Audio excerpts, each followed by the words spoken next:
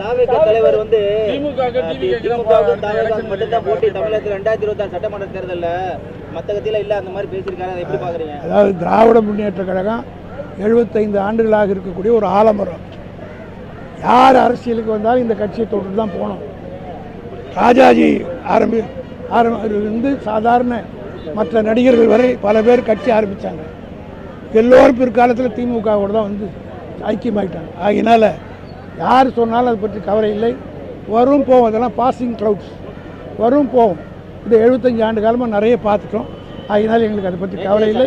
We are going study. எங்கள் கட்சிக்காரர் நன்றாக இருக்கிறார்கள், மக்கள் எங்களோடு இருக்கிறார்கள், மக்களோடு நாங்கள் கூட்டணியில் இருக்கிறோம். ஆட்சி சிறப்பாக நடக்கிறது, எல்லோரும் திருப்தியாக இருக்கிறார்கள். ஆகவே எதை பற்றியும் எங்களுக்கு கவலை இல்லை. எங்களை எதிர்ப்பதில் யார் என்றது தான் அவங்களுக்குள்ள போட்டி. அதில் யார் வென்று வந்தாலும் அவர்கள் சேர்த்து